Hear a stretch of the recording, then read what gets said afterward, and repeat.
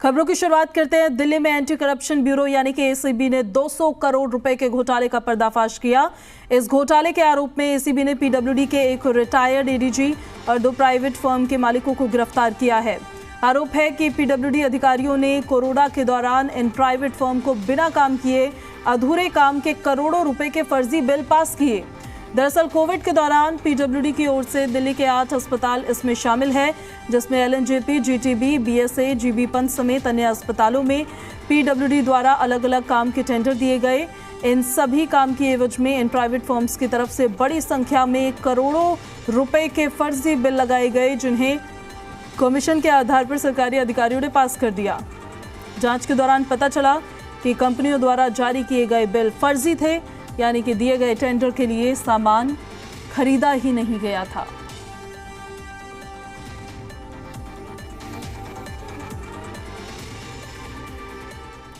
Covid काल में 200 करोड़ रुपए घोटाले का ये पूरा मामला, दिल्ली बीजेपी अध्यक्ष वीरेंद्र सचदेवा ने इस पर बयान दिया है। कहा कि तत्कालीन पीडब्ल्यूडी मंत्री सत्येंद्र जैन की भूमिका की इस मैटर पर जांच होनी चाहिए। दिल्ली सरकार के कामकाज की सीबीआई जांच अब जरूरी हो गई है।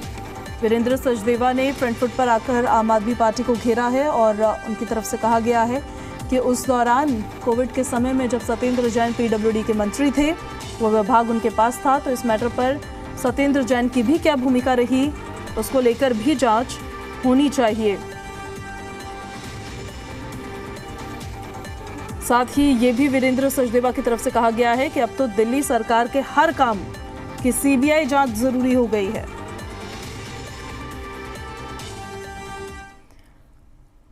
वहीं दिल्ली के उपराज्यपाल वीके सक्सेना ने सतर्कता निदेशालय के उस प्रस्ताव को मंजूरी दे दी, जिसमें पीडब्ल्यूडी के 4 इंजीनियर्स से जुड़े भ्रष्टाचार के मामले को सीबीआई जांच के लिए भेजा गया।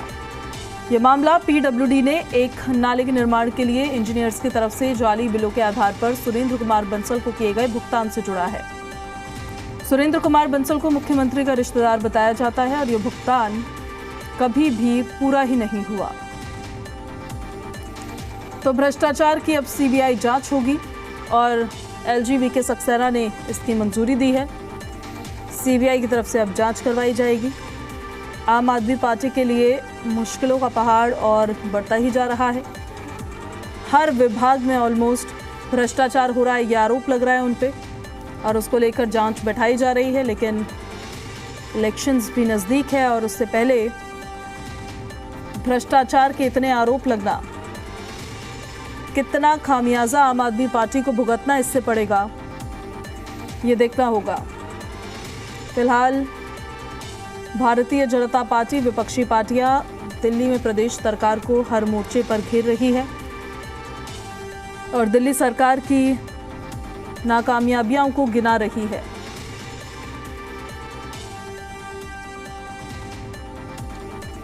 दिल्ली में भ्रष्टाचार के कितने किरदार है, ये सवाल खड़े कर रही है। कोरोना काल में 200 करोड़ का घोटाला, भ्रष्टाचार के एक और मामले में सीबीआई जांच, पीडब्ल्यूडी के पूर्व एडीजी समेत 3 लोग अरेस्ट। आखिर कहां पर जाकर रुकेगा ये सिलसिला, ये देखना होगा। भारतीय जनता पार्टी ने आम आदमी पार्टी को फ्रंट फुट पर आकर घेरा है।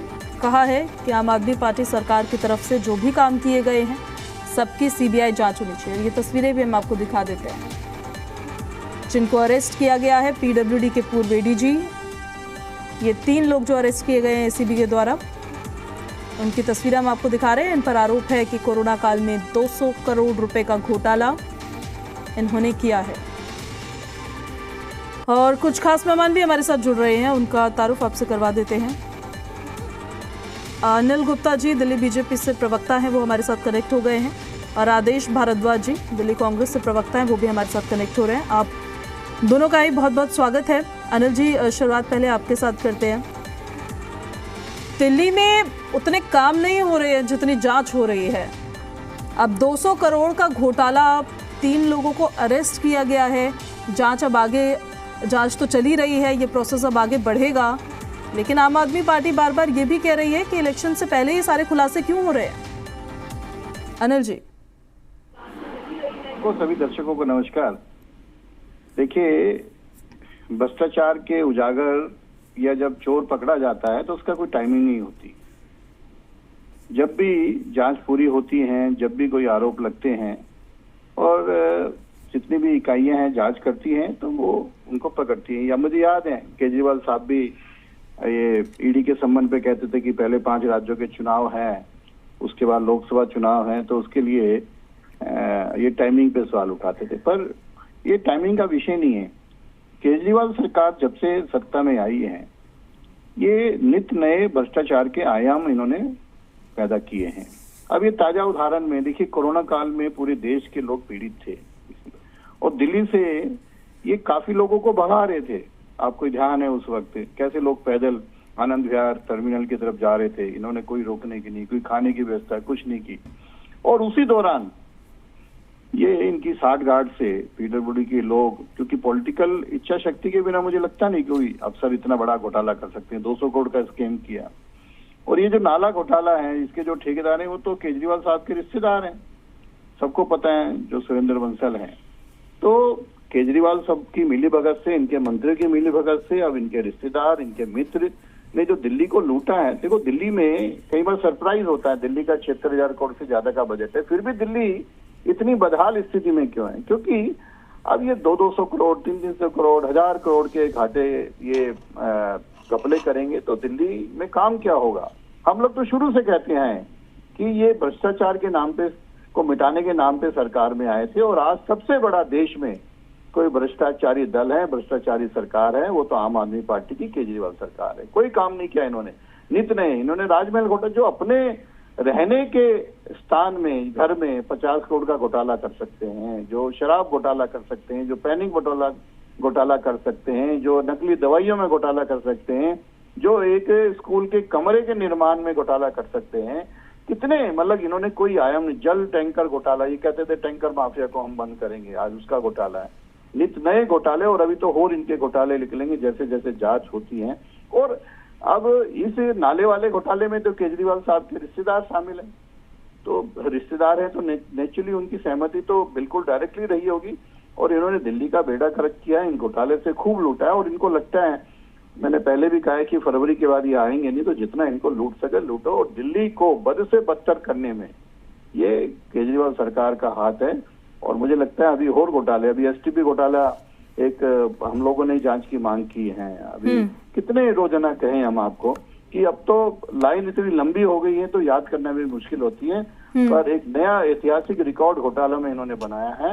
मुझे लगता है कानून के तहत इनको सजा भी मिलेगी और दिल्ली की जनता को इनको जवाब भी देना पड़ेगा। ठीक है, लौटूंगी सर आपके पास। आदेश भारद्वाज जी, आप किस तरीके से इस 200 करोड़ के घोटाले को देखते हैं? आम आदमी पार्टी तो ये कहती है कि ये क्योंकि इलेक्शन से नज़दीक, तो इस वजह से अब खुलासे हो रहे हैं और अब जांच भी हो रही है, उनको टारगेट किया जा रहा है। एक तरफ आप आम आदमी पार्टी के कामों का विरोध करते हैं असेंबली के प्लेटफॉर्म पे, लेकिन दूसरी तरफ जांच एजेंसियों के दुरुपयोग को लेकर आप भी अपनी बातों को कई बार मुखर रूप से रखते हैं। आप किस तरीके से देखते हैं इसे? आदेश जी, आप जुड़े हुए हैं हमारे साथ? हाँ जी। पूजा जी, मेरी आवाज आ रही है? जी, अब आ रही है सर। पूजा जी, करप्शन के मामले में किसी तरह का कोई कंप्रोमाइज नहीं है, चाहे वो भारत की सरकार का हो या दिल्ली सरकार का हो। हमने हर मुद्दे को मुखरता से उठाया है। अगर दिल्ली में कोई भ्रष्टाचार हुआ तो उसके लिए हमने अपनी आवाज उठाई, और केंद्र में भ्रष्टाचार हुआ तो उसके लिए भी आवाज उठाई।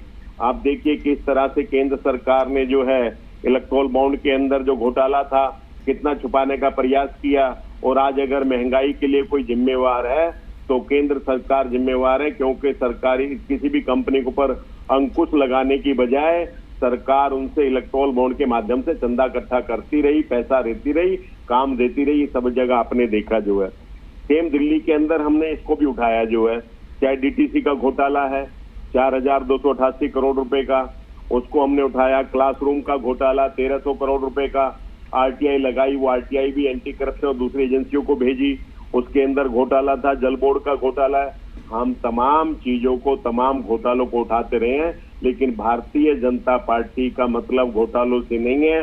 भारतीय जनता पार्टी का जो काम करने का तरीका है, हम उसके टाइमिंग्स के ऊपर सदा हमने वो किया है। क्योंकि पहले भी इन्होंने इस तरह से चुनाव से एकदम पहले ये सब किया था। तो हमारा इसमें ये कहना है कि करप्शन के मामले में जब भी कोई आरोप लगता है तुरंत उसी वक्त उसकी जांच होनी चाहिए, दोषियों को साथ सख्त से सख्त सजा मिलनी चाहिए और उनके साथ सख्ती से पेश आना चाहिए। लेकिन ये लोग उसमें लिप्त होते हैं कहीं ना कहीं, या कोई उसका लाभ उठाना चाहते हैं और उसको तुरंत इलेक्शन से पहले इस तरह की कार्रवाई करते हैं। हमारा कितने सालों पुराना केस था, लेकिन हमारे खाते इलेक्शन से तुरंत पहले सीज किए गए। तो ये आपको दर्शाता है कि आज तक किसी भी राजनीतिक पार्टी के ऊपर कोई इनकम टैक्स का चार्ज नहीं होता, लेकिन उसके बावजूद इलेक्शन से एकदम पहले हमारे ऊपर हमारे खाते सीज किए गए। केजरीवाल जी को जिस तरह से अरेस्ट किया गया वो भी हमने टाइमिंग्स का विरोध किया। हेमंत सोरेन जी के साथ जिस तरह से किया गया उसका हमने विरोध किया। तो ये राजनीतिक लाभ लेने के लिए इस तरह से काम करते हैं। इनको भ्रष्टाचार से बीजेपी को किसी तरह का कोई मतलब नहीं है, कोई कितना ही लूट के ले जाए इनको समर्थन दे। जितने लोगों पे ये भ्रष्टाचार के आरोप लगाते थे उन तमाम लोगों को इन्होंने अपनी पार्टी की सदस्यता दी, बड़े बड़े पदों पे दिया। तो आप ये अंदाजा लगा सकते हैं कि भ्रष्टाचार के साथ खड़े हैं या भ्रष्टाचार के खिलाफ खड़े हैं। ठीक है। किसी भी अनिकता से, किसी भी गलत रास्ते से, किसी भी तरह से लोग इनकी पार्टी को ज्वाइन करें, चाहे वो कितना ही भ्रष्ट आदमी हो और कितना ही बड़ा उसको पद दे, ये भारतीय जनता पार्टी का करैक्टर है और ये देश का दुर्भाग्य है। इतने भारत सरकार में रहने के बावजूद जिन्होंने भारत के जो कस्टोडियन है अपनी ईमानदारी से अपनी ड्यूटी निर्वाह ना करते हुए कहीं ना कहीं भ्रष्टाचारियों के साथ खड़े नजर आते हैं। ठीक है, लौटू सर मैं आपके पास। अनिल गुप्ता जी, आप पर यह आरोप लगता है कि जब इलेक्शंस आते हैं तभी आपकी जांच भी शुरू होती है, तभी जांच के खुलासे भी होते हैं ताकि आपको उसका पॉलिटिकल बेनिफिट मिल सके। आपकी जो लड़ाई है वो भ्रष्टाचार के खिलाफ नहीं है, अपने पॉलिटिकल बेनिफिट के लिए है। बात करती है डबल स्टैंडर्ड की बात करती है। मुझे याद है चुनाव से पहले इनके नेताओं ने कहा कि हमारे खाते सीज कर दिए, हमारे पास ट्रेन बुकिंग के भी पैसे नहीं हैं। पर आप सबने देखा है किस तरीके से इनके राजा महाराजा, इनके युवराज हेलीकॉप्टर में घूमते थे, किस तरीके से हेलीकॉप्टर की बुकिंग सारी इन्होंने अपने आप कर ली थी। तो वो पैसा कहां से आया? दूसरा, ये बार बार इलेक्ट्रल बॉन्ड की बात करती है। इलेक्ट्रल बॉन्ड एक ट्रांसपेरेंट स्कीम रही है। करीब 1800 करोड़ रुपए कांग्रेस ने उसमें चंदा लिया है। आज तक इनमें हिम्मत नहीं हुई कि उसको चंदे को वापसी करें। आज तक जब भी सरकार ने नियम बना के सारी पार्टी, आम आदमी पार्टी ने लिया, देश की कोई ऐसी पार्टी नहीं है जिसने इलेक्ट्रल बॉन्ड से चंदा नहीं लिया। कांग्रेस बार बार कहते हैं इनमें हिम्मत होनी चाहिए, वो पैसा लौटाएंगे। क्यों उस पैसे को इन्होंने इस्तेमाल किया? क्यों ये चुनाव में हेलीकॉप्टर में घूमे, 5 स्टार में रुके? क्यों इनका अभी इलेक्शन कमीशन में सबमिट होने वाला है, अरबों रुपए इन्होंने चुनाव में खर्च किए? कहां से आए वो? कांग्रेस के प्रधानमंत्री ने तो खुद एडमिट किया एक बारी कि 1 रुपया मैं भेजता हूं तो नीचे 15 पैसे आते हैं, 85 पैसे कांग्रेसी के कार्यकर्ता और ये नेता खा जाते हैं। अब इनको जवाब देना चाहिए। अब जो टाइमिंग की बात करते हैं, मुझे लगता है क्राइम के टाइम में, भ्रष्टाचार के मामले में टाइमिंग नहीं होती। अब ये जो नाला घोटाला जो केजरीवाल साहब के रिश्तेदार का, ये 2 साल से जांच पूरी हुई है, चार्जशीट हो गई। अब ये कोरोना वाला इन्वेस्टिगेशन एजेंसी काम कर रही, पर कहीं ना कहीं कांग्रेस का कभी रुक कुछ होता है, कभी ये लोकसभा चुनाव में आम आदमी के साथ मिलकर चुनाव लड़ते हैं, टुकड़े टुकड़े गैंग को खड़े करते हैं, उसके बाद वो नजर नहीं आते। कभी अब इनको लगता है कि दिल्ली में चुनाव में अलग लड़ लो। इनका दोगलापन, इनका डबल स्टैंडर्ड समझ में नहीं आता और जनता ने इनको जवाब दिया है। पिछले 3 चुनाव से इनको हार मिली है और करीब 35 साल से इनको इतनी सीटें नहीं मिलेगी सत्ता से। पिछले 3 चुनाव की 2014, 19 और 24 की कैलकुलेट कर ले, हमारे से आज भी पीछे। जनता चुनाव में जवाब देती है, चुनाव से पहले भी डिबेट में थे, चुनाव के बाद भी डिबेट में है। अगर यही अच्छा होता, बोफर्स घोटाला किसने, कॉमनवेल्थ घोटाला, हमने इतने घोटाला गिनवा दूं कांग्रेस के। और यही केजरीवाल साहब 2013 में राजनीति आने से पहले शीला दीक्षित जी को, कांग्रेस को, कलमाड़ी जी को पानी पी के कोसते थे, इनका घोटाला इनके नेताओं को करते थे। आज ये इनके साथ गले मिल रहे। तो जिस तरीके से भ्रष्टाचार में आकांक्षा, एक चीज जी ने स्पष्ट कहा हुआ है, 0 टॉलरेंस की लिमिट पे। आप 15 साल और आप 2014 से आज तक केंद्र सरकार पे 1 रुपए का घोटाला नहीं इल्जाम लगा सकते, 0 टॉलरेंस की लिमिट करते हैं। और आज जिस तरीके से देश का विकास हुआ है, अब हम 5वीं अर्थव्यवस्था से 30वीं अर्थव्यवस्था बढ़ रहे हैं, जिस तरीके से हमारा देश तरक्की कर रहा है, 2047 में विकसित भारत, मुझे लगता है कांग्रेसियों के लिए लूट खसोट है वो बंद हो रही है। इसलिए उनको थोड़ा पेट में दर्द होता है, इनको अपनी गिरबान में झाड़ के ये लगाए ना इल्जाम। यहाँ कोर्ट के अंदर जब सुप्रीम कोर्ट के कि ये इलेक्ट्रल बॉन्ड का हुआ, ये वापसी करें अपना पैसा, क्यों नहीं कर रहे? तो इनको सारी पार्टियों ने इलेक्ट्रल बॉन्ड से जब एक ट्रांसफर में सुप्रीम कोर्ट ने अपना निर्णय अलग दिया।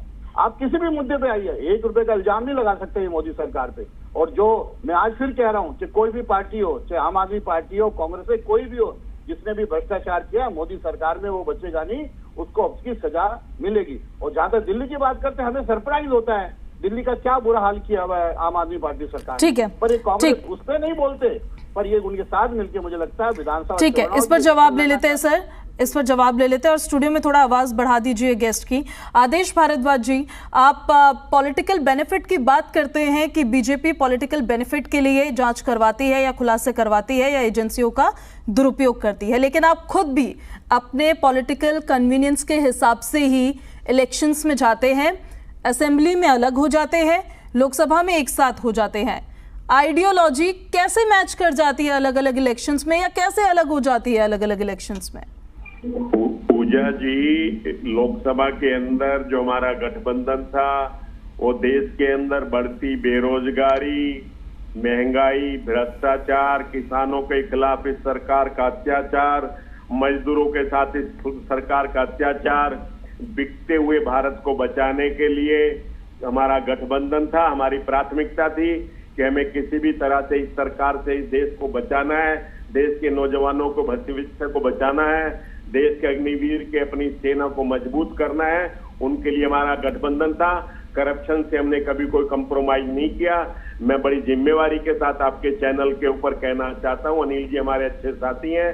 आदरणीय प्रधानमंत्री जी ने चुनाव के दौरान कहा था कि अंबानी से टेम्पो भर भर के पैसा जाता है, तो मेरा तो अनुरोध है कि अनिल जी आदरणीय प्रधानमंत्री जी को एक पत्र लिखें या गुहार लगाएं कि जो आपने चुनाव के बीच में कहा था कि अंबानी जी के घर से काले धन के टेम्पो भर भर के जाते हैं, तो या तो अंबानी जी के यहाँ रेड डलवाएं और चेक कराएं कि वो टेम्पो कहाँ जाते हैं और कहाँ से वो पैसा आया। और उन्हीं की शादी में प्रधानमंत्री जी नजर आते हैं, लेकिन चैनलों पे नहीं दिखाया जाता। बड़े दुख के साथ कहना पड़ता हूँ। आदेश जी माफ कीजिए, आपको मैं बीच में रोक रही हूँ। मैं इसमें एक चीज और ऐड कर रही हूँ, फिर आप उसको भी साथ में जवाब दे दीजिएगा। पॉलिटिकल कन्वीनियंस के यहाँ पर बात हो रही थी, तो आपका वहां पर कहना था कि हमने देश में जो इश्यूज हैं उनके खिलाफ उन समस्याओं से लोगों को निजात मिले, इस वजह से हम साथ में आए, लेकिन वहां भी आप प्रॉपरली साथ में नहीं आ पाए, पंजाब में आपका अलायंस नहीं हो पाया। अब जवाब दे दीजिए ओवरऑल। पूजा जी, पंजाब में या तो हम जीतेंगे या केजरीवाल जीतेंगे, लेकिन वहाँ बीजेपी नहीं जीतेगी, तो हमें गठबंधन की बहुत ज्यादा आवश्यकता नहीं थी। वहाँ जो भी लोग जीतेंगे वो भारतीय जनता पार्टी को ही हराएंगे, इसलिए मैं आवश्यकता नहीं थी। तो हम, पंजाब की परिस्थिति अलग थी, इसलिए मैं आपको कहना चाहता हूँ कि हमें सिर्फ जो है देश के नौजवानों के भविष्य को बचाने की चिंता है। हमें देश के अंदर बेरोजगारी, महंगाई, भ्रष्टाचार जो आसमान छू रहा है, जो 18 करोड़ रुपए में द्वारका एक्सप्रेस वे 1 किलोमीटर बनना था, वो 251 करोड़ रुपए में 1 किलोमीटर बनता है। तो आप देखिए कि 1 किलोमीटर के अंदर ही जो है लगभग 230 करोड़ रुपए से ज्यादा का भ्रष्टाचार है। कितना बड़ा भ्रष्टाचार है। हमें अनिल जी चिंता थी, जो आयुष्मान योजना को आप दुनिया की बेहतरीन योजना बता के प्रस्तुत करते हैं, उसमें एक ही मोबाइल नंबर के ऊपर 7 लाख से ज्यादा लोगों के रजिस्ट्रेशन है। जिन लोगों की मृत्यु हो गई है उनका भी उस आयुष्मान योजना से ट्रीटमेंट हो रहा है। और जो व्यक्ति इस बात का उजागर करता है, सीएजी में इसका खुलासा करता है, उस व्यक्ति को आप रातों रात पनिशमेंट करके उसका त्रिवेंद्रम और हिंदुस्तान के दूसरे प्रांतों में ट्रांसफर करते हैं। अगर आपके अंदर जरा भी ईमानदारी होती तो उस व्यक्ति को प्रोत्साहित करते, उसका सम्मान बढ़ाते और भ्रष्टाचारियों के खिलाफ कार्रवाई करते। लेकिन जब से आपकी सरकार आई है, कहीं ना कहीं देश में भ्रष्टाचारियों के साथ आपकी सरकार खड़ी दिखती है। चाहे वो आपके पूर्व सांसद जो हार गए और किस तरह से महिलाओं का शोषण करते हैं, जो हमारे लिए गोल्ड मेडल लेके आई, उन महिलाओं का शोषण करते हैं, तो सरकार उसके साथ नजर आती है। उन महिला पहलवानों के साथ नजर नहीं आती जिनका शोषण हुआ है। जिस दिन पार्लियामेंट का उद्घाटन होता है, उस दिन किस तरह से जंतर मंतर के साथ उनके ऊपर पुलिस उनकी गर्दनों के ऊपर, उनके चेहरे के ऊपर घुटने रख के, जूते रख के किस तरह से और महिलाओं को रौंद रही थी, और उधर नंगा नाच हो रहा था पार्लियामेंट का उद्घाटन का। इसलिए हम आपको कहना चाहते हैं कि देश के गरीबों के साथ, कमजोरों के साथ, मजदूरों के साथ, नौजवानों के साथ किसानों के साथ सरकार को खड़ा होना चाहिए। और हम जब ठीक है, इस पर अनिल जी का जवाब ले लेते हैं। आदेश जी, लौटूंगी मैं आपके पास वापस। अनिल जी, जो तो आपके साथ खड़ा है वो भ्रष्टाचार मुक्त है, जो आपका विरोध कर रहा है वो भ्रष्टाचारी है। सारे आपके जितने विरोधी है सारा भ्रष्टाचार उन्हीं में है क्या? बस देखिए, कांग्रेस के जो नेता हैं वो कई महीने से रटा रटाया भाषण करते हैं, और जो बातें आदेश जी ने अभी बोली यही बात चुनाव से पहले बोलते थे। देश की जनता ने इनको रिजेक्ट किया है, तीसरी बार ये हारे हैं। इसका मतलब ये झूठ बोल रहे हैं। देश की जनता ने बीजेपी एनडीए गठबंधन को जीत दिलाई है। इसका मतलब जो नैरेटिव ये सेट करने की कोशिश करी वो सारी चीजें फेलियर हुई। देश की जनता ने चुनाव में उसका जवाब दिया है। दूसरी बात, 2-3 विषय इन्होंने कहा। द्वारका एक्सप्रेस वे, यहां पर आज भी झूठ बोल रहे हैं। जब कैग की नोटिंग आई उस वक्त उन्होंने 1 लेन की बात की, उसके बाद इंक्वायरी हुई, जबकि द्वारका एक्सप्रेस में 8 वे हैं। ये खुद जाके आरटीए डाल के जवाब ले लें अपना। पर एक झूठ को किसने एडमिट किया? बाद में कैग का है कि वो 1 लेन का कॉस्टिंग थी, जबकि वो 8 लेन का है। वो जवाब आया। इस तरीके से कोई भी मुद्दा आप ले लीजिए, चाहे इलेक्ट्रल बॉन्ड का ले लीजिए, चाहे कोई भी ले लिए, एक चीज को झूठ बोलते हैं, जब बार बार झूठ बोलते हैं। जब देश की जनता इनको नकार चुकी है, और हमारी तो 0 टॉलरेंस यूनिट है, मैं बता रहा हूं, आगे भी नहीं कोई बख्शा जाएगा। चाहे कोई कांग्रेस की हो, कोई किसी पार्टी का हो, चाहे कहीं का भी हो, वो भ्रष्टाचार में लिप्त हुआ वो बख्शा नहीं जाएगा। और एजेंसी स्वतंत्र हैं, ईडी है, सीबीआई है, एसीबी है, स्वतंत्र हैं, वो काम करेंगे अपना। जब इनका शासन था देश में उस वक्त कितने घोटाले, रोजाना नए घोटाले होते थे। अरे अपने प्रधानमंत्री की बात तो आपको माननी चाहिए। उन्होंने कहा था 1 रुपए का 15 पैसे नीचे पहुंचते हैं, पर आप चैनलों पे भी आके बिना तथ्य के बात करेंगे। आप पहलवानों को रोकते, किसने रोका पहलवानों को? हर बात, हर व्यक्ति को अपना काम है। आज देश में 11 करोड़ किसान हैं, किसानों को समर्थन मिला तभी पार्टी जीती है ना जी। पर कुछ लोगों को इकट्ठा करके माहौल आज भी माहौल, आज ये पार्लियामेंट में क्या बात करते हैं, किस तरीके के बकवास करते हैं, इनके एक सांसद किस तरीके से। पर उनकी तो 48 सीटें बड़ी है ना सर, उनकी तो सीटें बड़ी है, आपकी सीटें कम हुई है। मानना है भले ही इंडिया गठबंधन की सरकार नहीं बनी है, पर उनकी सीटें तो बढ़ी है, सीटें तो आपकी कम हुई है। नहीं, सीटें कम ज्यादा का विषय अलग है। रिजेक्ट हुए 2014, 2019, 2024 कांग्रेस की सीटें गिन लीजिए, आज भी 240 से कम है। चुनाव में कम ज्यादा होता रहता है। आज भी जनता ने सबसे ज्यादा सीटें, सबसे ज्यादा वोट भारतीय जनता पार्टी और एनडीए को दिया, 293 हमें। अब कम ज्यादा ये विषय अलग होता है कि कम है ज्यादा है, पर आज भी तीसरी बार हमारे बहुमत मिला ना हम सरकार में। अब एक चीज है, एक फेलियर को जिसको 10 नंबर मिलते थे आज उसको 15 मिल गया, वो खुश हो गया। हमें हमेशा से 80 मिलते थे, 90 मिलते थे, आज हमारे 70 आ गए, तो आप ही हमारे को क्वेश्चन करोगे। ये विषय नहीं है। देश की जनता ने किसके प्रति अपना समर्थन लिया। पर कम होगा तो क्वेश्चन भी नहीं करेंगे क्या सर कि कम क्यों हुआ है? कुछ तो वजह रही होगी ना कि कम हुआ है। को छुपाते नहीं है। कहीं अगर हमें लगता है कि चीजों को और बेहतर करना है, करेंगे। आज देश में आप पूरे विश्व में जाके देखिए, हिंदुस्तान का डंका बजता है। पूरे विश्व के अंदर हिंदुस्तान के पासपोर्ट की वैल्यू बढ़ी है। पूरे विश्व के अंदर आज, अब ये महंगाई की बात कर रहे थे, अभी इकोनॉमिक सर्वे आया है, 3.1 आया है, सबसे लोएस्ट आया है इन्फ्लेशन का रेट। उसकी बात नहीं करेंगे, तो महंगाई बढ़ गई है, ये बढ़ गई है। अरे अगर आज 1.5 गुना से ज्यादा किसानों की एमएसपी की बात करते हैं, एमएसपी कितनी फसलों में दुगनी बढ़ गई है, दी जा रही है। पर कोई ना कोई सरकार चलानी है, शासन चलाना है। दिल्ली में जो भ्रष्टाचार हो रहा है उसकी बात नहीं करेंगे, क्योंकि इनका गठबंधन है, आगे भी गठबंधन करने वाले हैं। मैं फिर कहता हूँ, हम सब आपस में दिल्ली के निवासी हैं। आप सही के साथ खड़े होंगे तो देश की जनता, प्रदेश की जनता भी आपके साथ रहेगी। आप गलत के साथ खड़े रहेंगे तो जनता समझदार है, हमसे ज्यादा समझदार है। वो देखती है कि कौन आदमी कैसे खड़ा है। आने वाले समय में कांग्रेस का हर्ष फिर वही होगा। 2013 से दिल्ली में इनको कोई पूछने वाला नहीं है। ठीक, कितने चुनाव, लोकसभा भी हारे, विधानसभा भी हारे, निगम में भी 10-20 पार्षद मुश्किल से आते। तो आपको अपना स्टैंड लेना चाहिए।